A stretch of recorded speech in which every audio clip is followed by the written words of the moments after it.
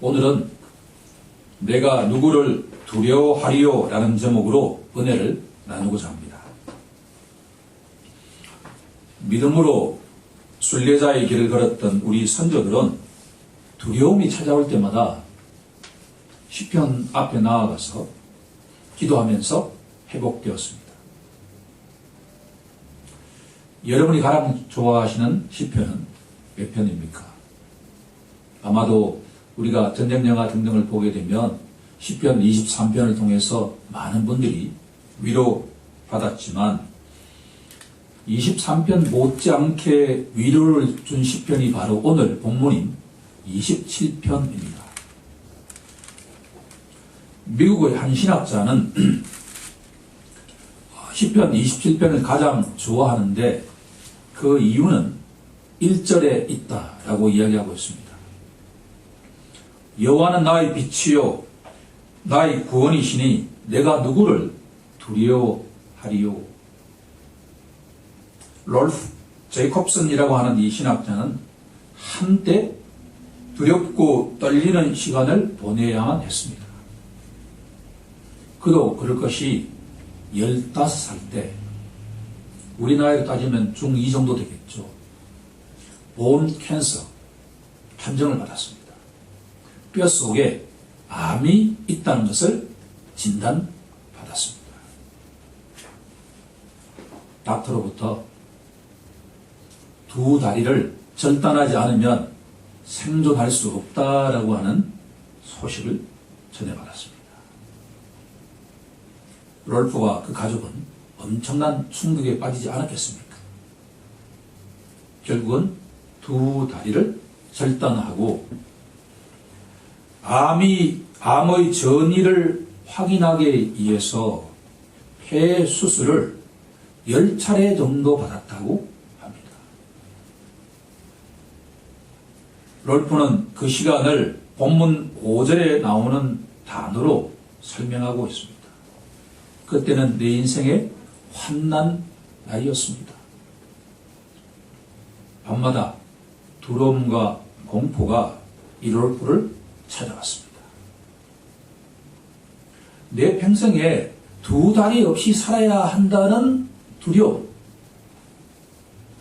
내가 올바른 직업을 가질 수 있을까라고 하는 근심 걱정,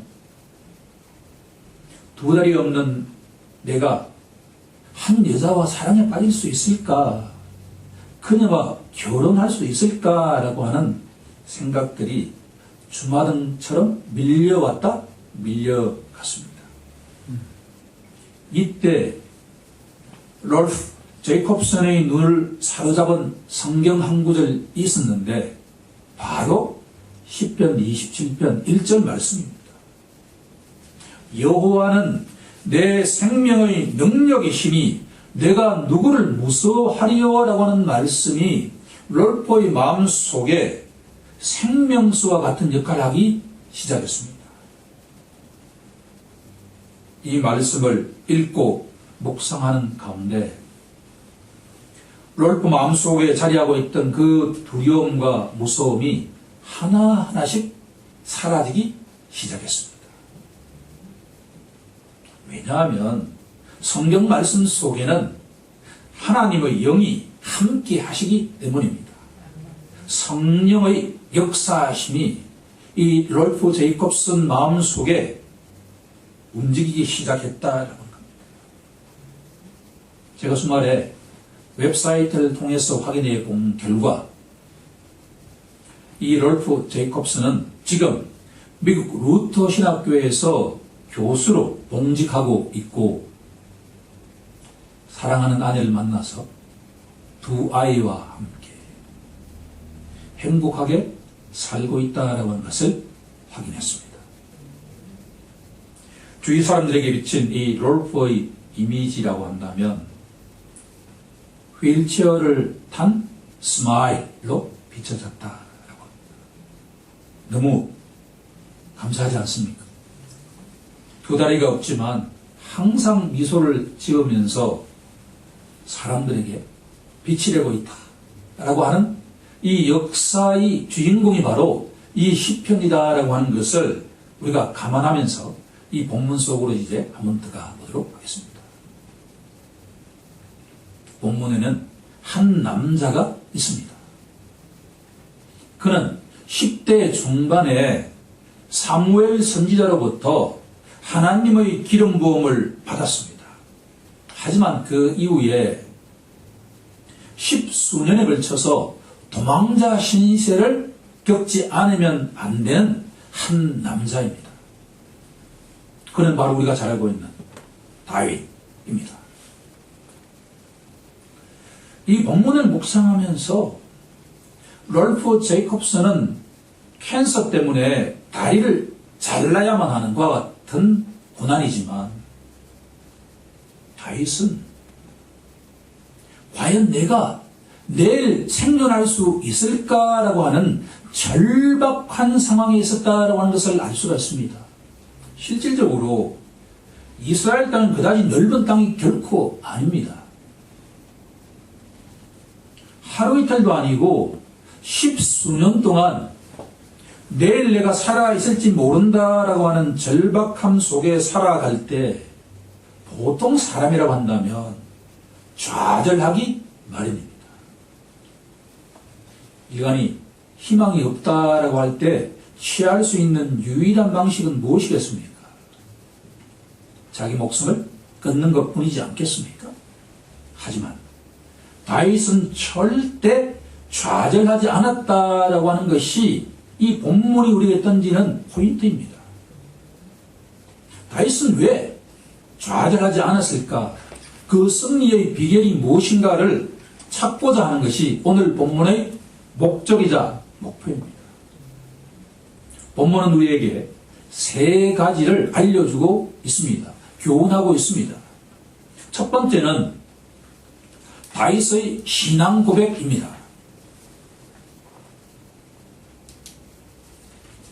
본문 1절은 다윗의 그 10수년 동안의 고난 속에서 만난 하나님이 누구신지를 우리에게 정확하게 고백하는 내용이다. 저는 이것을 본문 1절을 통해 다윗의 신앙 고백이 무엇인지를 한번 찾아보고자 합니다. 두 번째, 신앙 고백의 원천이 무엇인가라고 하는 겁니다. 그것은 다윗의 갈망이 오직 하나였다라고 하는 것에 찾고자 합니다. 본문 4절은 다윗의 갈망이 무엇인지를 우리에게 정확하게 알려주고 있습니다. 세 번째는 다윗은 구원을 확신하고 있었고 하나님께서 함께 하신다라고 하는 것을 알았지만 절대로 하나님보다 앞서가는 자가 아니었다라고 하는 겁니다. 가장 매력적인 부분은 바로 이 세 번째가 아닐까라는 생각이 듭니다. 다윗은 인내하는 자였다라고 하는 겁니다. 본문 14절에서 인내하는 다윗을 만나보고자 합니다. 오늘의 주제는 세 가지입니다. 다윗의 신앙 고백, 다윗의 갈망, 다윗의 인내, 이 세 가지를 중심으로 은혜의 시간을 갖고자 합니다. 우선 첫 번째는 다윗의 신앙 고백에 대해서 좀 더 깊이 살펴보고자 합니다. 첫 번째 갈로의 정답은 신앙 고백입니다. 우리 함께 본문 1절을 합독해 보도록 하겠습니다. 시작. 여호와는 나의 빛이요 나의 구원이시니 내가 누구를 두려워하리요. 여호와는 내 생명의 능력이시니 내가 누구를 무서워하리요. 아멘. 본문의 배경을 우리가 정확하게 알지는 못하지만 아마도 사울왕을 피해서 이리저리 피해 다닐 때일 가능성이 높습니다. 사울왕은 청년 시절에 왕이 되기 전에 아주 겸손한 자였습니다. 하지만 어느 순간 성령께서 사울왕을 떠나시자 악한 영이 사울왕을 지배하기 시작했습니다. 사울왕 말년의 갈망은 하나였는데 그것은 충직한 다윗을 찾아서 죽이는 것이었습니다. 성경을 보면 그 계기가 조그마한 사건에서 비롯되었다는 것을 알 수 있습니다. 골리앗과의 전투에서 승리한 사울 왕이 예루살렘으로 돌아올 때 여인들이 부른 노랫가락 속에 이런 내용이 들려 있었습니다. 사울이 죽인 자는 천천히요, 다윗은 만만이로다. 이 노래를 듣는 순간에 사울왕 마음속에 시기심이 불타올랐습니다. 다윗에게 만만을 돌리고 내게 천천만 돌리니 그가 더 얻을 것이 이 나라 말고 무엇이냐라고 하는 시기심이 불뜻 올랐다.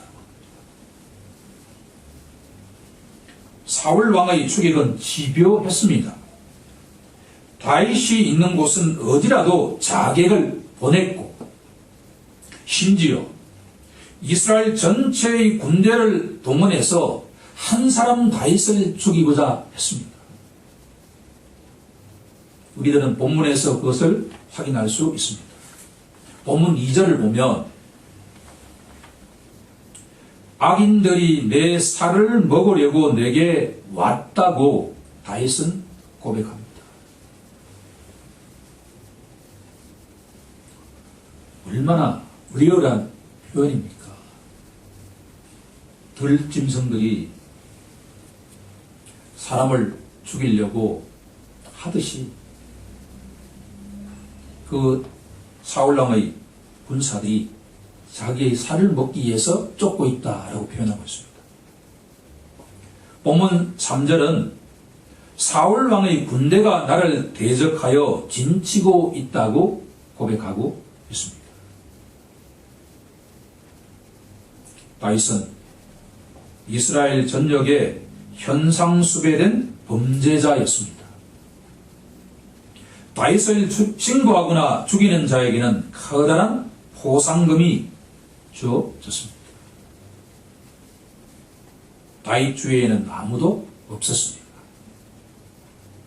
다윗은 홀로 광야와 동굴에서 도망치며 생존하지 않을 수 없었습니다. 보통 사람이라고 한다면 온전한 정신을 가진다는 것이 쉽지 않다는 것을 알 수가 있습니다.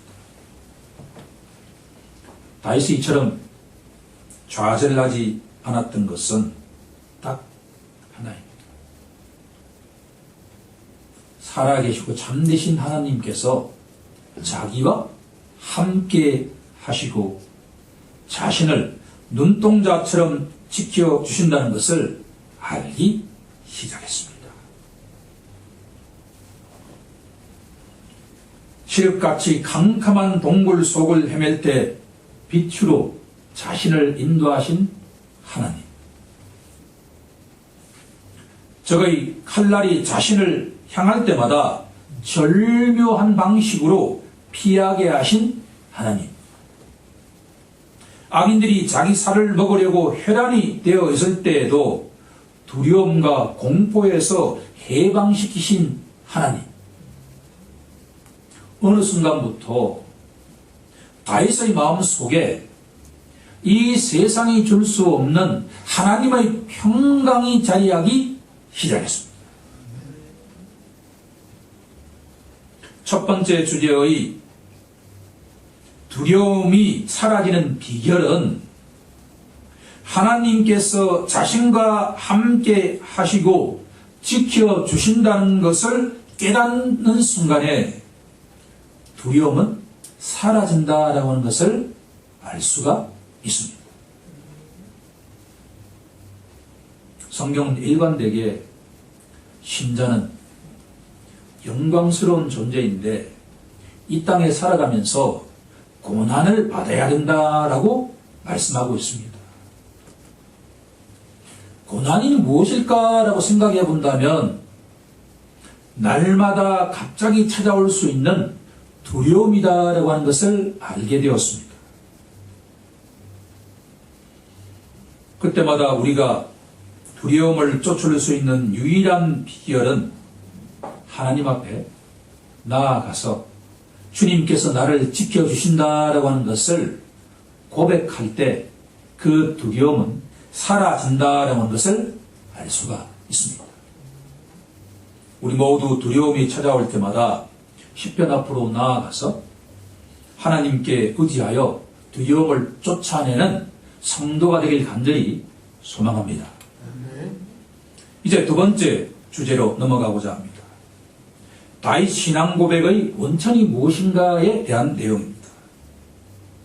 본문 4절에서 그 비밀을 찾을 수 있습니다. 내가 여호와께 바라는 한 가지 일 그것을 구하리니라고 다윗은 고백하고 있습니다. 두 번째 갈로의 정답은 갈망입니다. 다윗의 갈망은 오직 하나뿐이었다라고 하는 겁니다. 그것은 내 평생에 여호와의 집에 살며 여호와의 아름다움을 바라보며 사모하는 것이다 라고 이야기하고 있습니다. 우리는 여기서 4절에서 세 가지 동사에 주목해 보아야만 합니다. 첫 번째 동사는 산다라고 하는 동사입니다. 다윗의 첫 번째 갈망은 내 평생 여호와의 집에 살게 해달라라고 하는 것이었습니다. 이 구절은 시편 23편 6절에서도 만날 수가 있습니다. 내 평생에 선하심과 인자하심이 반드시 나를 따르니니 내가 여호와의 집에 영원히 살리로다라고 고백하고 있습니다. 다윗은 제사장 신분이 아니지 않습니까? 하지만 자신은 평생 하나님의 집에 살고 싶다라고 하는 것이 다윗의 갈망입니다. 그러면 제사장이 아닌 신분이 하나님의 집에 평생 살고 싶다라고 하는 이 갈망은 바로 하나님 앞에서 살아가고 싶다라고 하는 겁니다. 다윗의 첫 번째 갈망은 바로 호람네오의 갈망이다라고 하는 것을 알 수가 있습니다.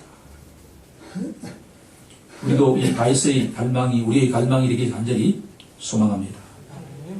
동시에 두 번째 동사는 바라보는 것이다라고 합니다. 하나님의 아름다움을 내 평생 바라보고 싶다라고 하는 이 다윗의 갈망은 참 아름답기 그지없습니다. 그러면 하나님의 아름다움을 바라보고자 한다라고 하는 이 말씀이 의미하는 것이 무엇인가라고 질문한다면 저는 베드로전서 2장 9절에서 그 힌트를 찾고자 합니다. 이는 너희를 어두운 데서 불러내어 그의 귀한 빛에 들어가게 하신 이의 아름다운 덕을 선포하게 하심이라. 우리 덕성교회의 비전 중 하나 아닙니까? 사도 베드로가 선포하는 것은 이 세상에서 가장 아름다운 일이라고 하는 것은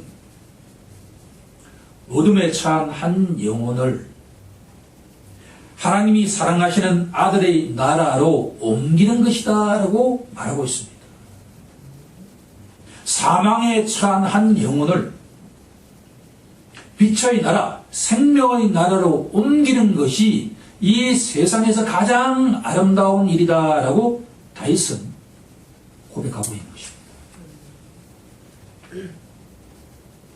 다윗은 평생 하나님의 집에 살면서 자신처럼 아무런 자격 없는 어둠의 자식을 빛으로 인도하신 하나님의 구속 사역이야말로 이 세상에서 가장 아름다운 것이라고 날마다 고백하고 싶다라고 하는 내용입니다. 따라서 다윗은 어느 순간부터 자신은 도망자의 신세기에 이스라엘에서 가장 불행한 사람처럼 보였지만 사실은 자신은 하나님에 의해서 용서받은 하나님의 백성으로서 그 아름다움을 날마다 바라보면서 기뻐한 자였다라고 하는 것을 알 수가 있습니다. 이 깨달음이 우리 모두의 깨달음이 되길 원합니다. 사도 바울이 왜 감옥에서도 그렇게 기뻐할 수 있었는가라고 하는 것은 바로 다윗처럼 하나님의 아름다움을 바라보고 즐길 수 있는 사람이 되었다라고 하는 겁니다. 만약 이것이 우리의 보물이 된다고 한다면 어떠한 상황에 처하더라도 우리들은 다윗처럼 고백할 수가 있다라고 하는 겁니다.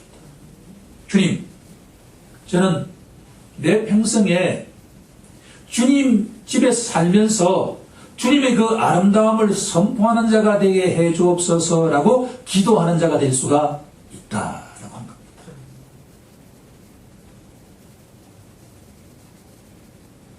너무나 감사한 고백입니다.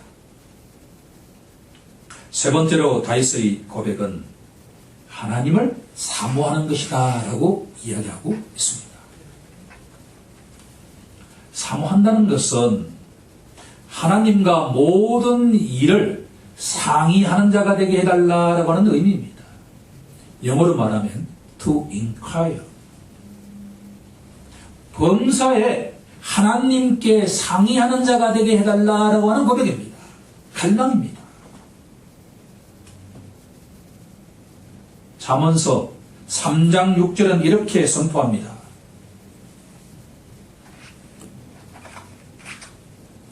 너는 범사에 여호와를 인정하라. 그리하면 내 길을 지도하시리라.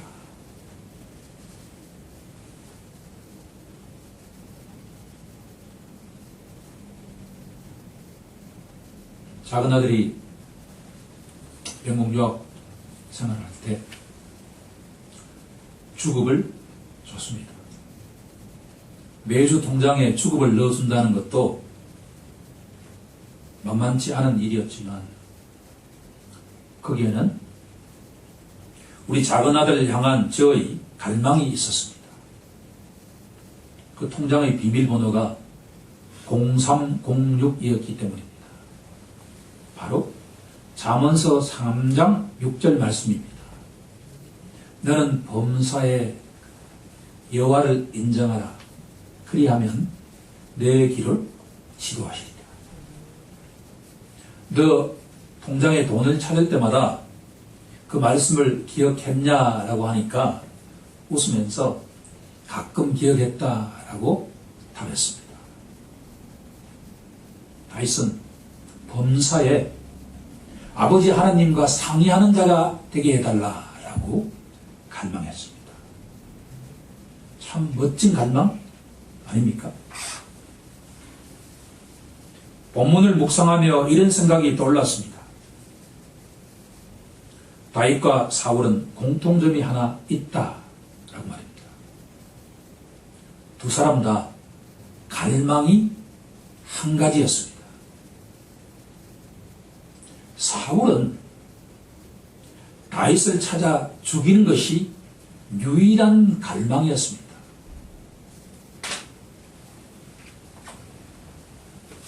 사울왕은 이렇게 죽이는 것이 갈망이었지만 다윗은 여호와의 집에 살면서 주님의 아름다움을 바라보고 주님과 상의하는 것이었습니다.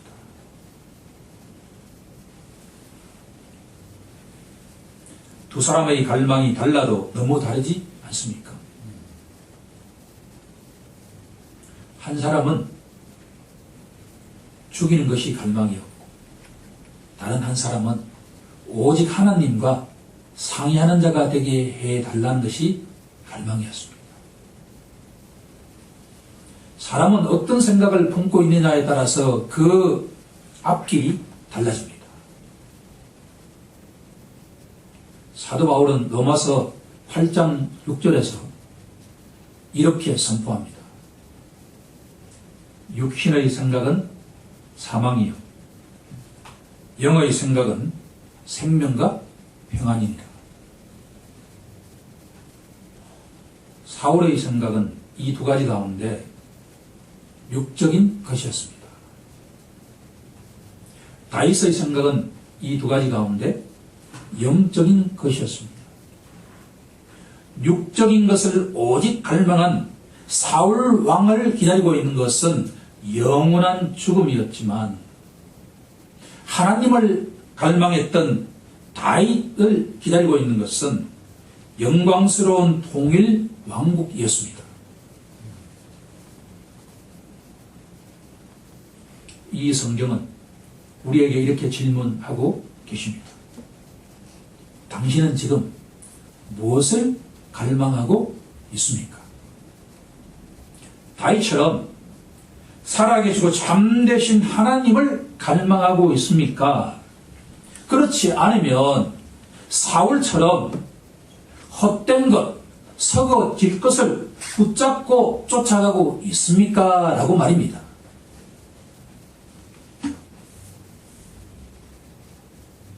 우리 모두 다윗처럼 오직 영적인 것, 살아계신 하나님만을 갈망하는 자가 되길 간절히 소망합니다. 그런 사람에게 영원한 생명과 평강이 놓여 있다라고 하는 것을 믿음의 눈으로 바라보길 간절히 소망합니다. 마지막 주제로 넘어가고자 합니다. 세 번째 갈로의 정답은 인내입니다.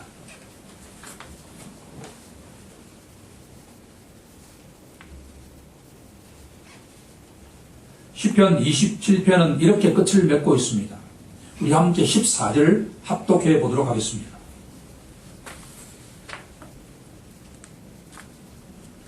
시작. 너는 여호와를 기다릴지어다. 강하고 담대하며 여호와를 기다릴지어다. 아멘.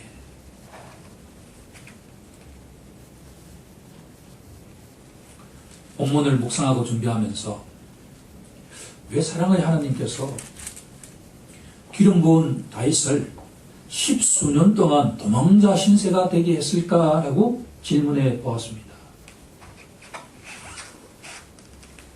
그런데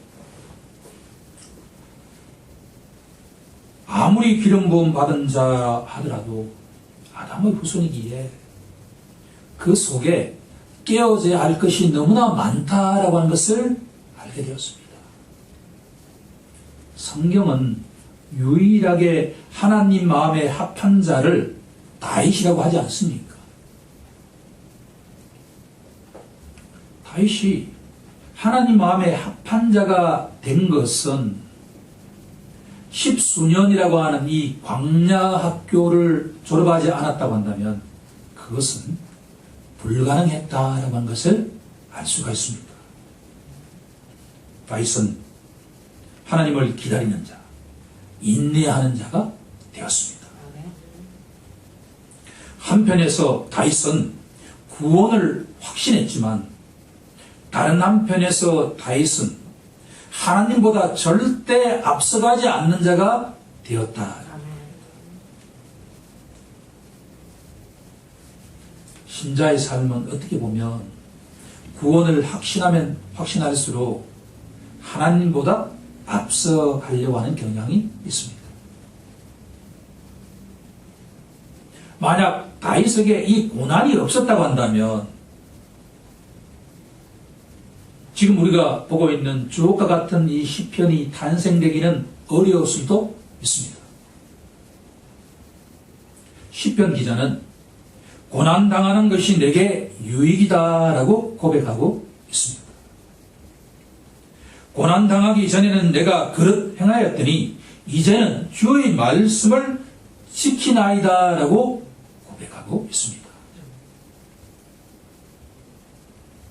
다윗은 광야 학교를 다니면서 조금씩 서서히 하나님을 기다리는 자, 인내하는 자가 되어 갔습니다.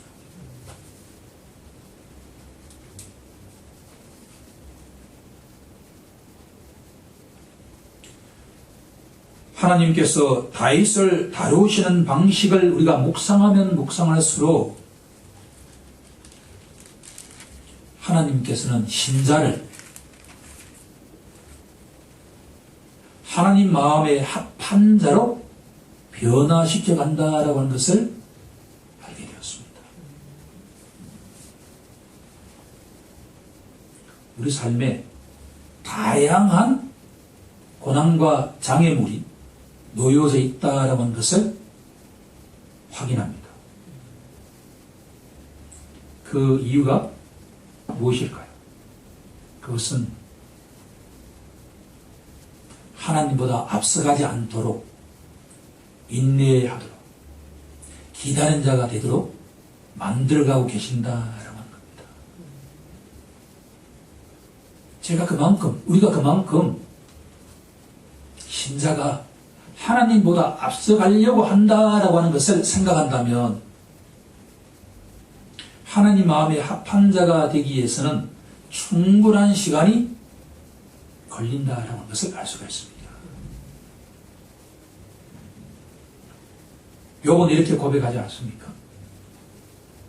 그러나 내가 가는 길을 그가 아시나니 그가 나를 단련한 후에는 내가 순금같이 정금같이 되어 나오리라. 우리 삶에 고난이 없다고 한다면 인내라는 덕목은 절대로 생길 수 없다라고 하는 것이 성경이 우리에게 던지는 메시지입니다. 사도 야고보가 왜 고난이 찾아올 때마다 기뻐하라라고 말씀하셨는가를 생각하면 신자에게 절대 고난이 없으면 인내라고 하는 덕목은 생길 수가 없기 때문입니다. 이제 우리들은 어떠한 고난과 장애물이 올 때 하나님이 주시는 축복이다라고 하는 것을 고백하는 우리 모두가 되길 간절히 소망합니다. 이제 결론을 맺고자 합니다. 시편 27편은 다 있던 수많은 믿음의 선조들이 두려움으로 떨 때 용기를 주었던 내용입니다.